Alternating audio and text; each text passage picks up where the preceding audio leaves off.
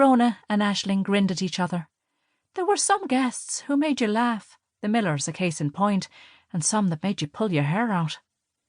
Aisling threw a glance over her shoulder to room 1. It was the only room on the ground floor, a single, and given the courtyard outlook, its nightly rate was cheaper than their other 9 rooms. The door was firmly shut.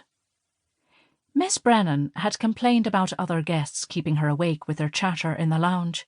The guest lounge was behind reception to the left, and the stairs were all that separated room 1 from it, but no one had complained about the noise being a problem before.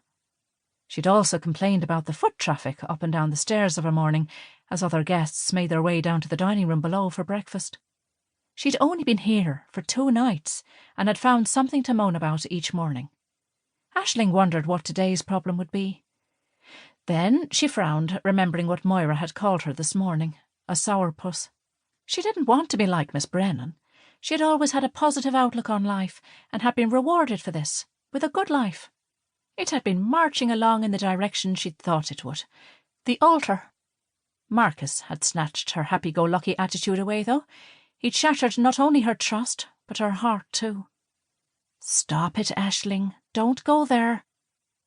She focused on the diary instead and flicked a couple of pages until she found what she was looking for. Their problematic guest wasn't checking out until Monday. 3 more days. Her mother's old mantra ran through her head. Just like the customer's always right, Aisling, our guests are always right, even when they're not.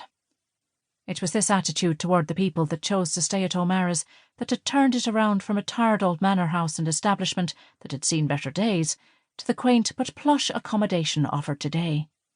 So Aisling resolved, no matter what Miss Una Brennan from County Waterford pulled out of her hat this morning, she would smile sweetly and promise to sort the problem for her. Just as well it was she, and not Moira, who'd stepped up and taken over the running of the guest house. Her sister had never mastered the art of smiling sweetly.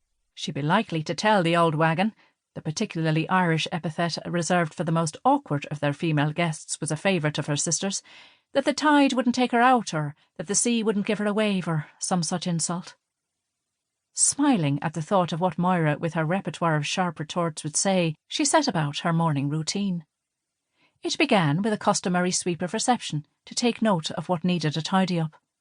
The phone was ringing once more, and Aisling left Brona to answer it. The cushions on the elegant armed sofa, with its cream and green stripes, could do with a plump. She saw to those first, before straightening the magazines on the antique mahogany coffee table. A few of the brochures were out, and she refilled the Wicklow tour slot with the glossy Slane Castle pamphlets, ensuring there were no empty spaces. There were only 2 of Quinn's flyers advertising his restaurant of the same name left. It was as good an excuse as any to call on him. Not that she needed an excuse. She'd known Quinn and had been firm friends with him since their wayward student days. Maybe she'd even take him up on his offer of dinner on the house. His way of saying thank you for recommending his traditional Irish fare to their guests.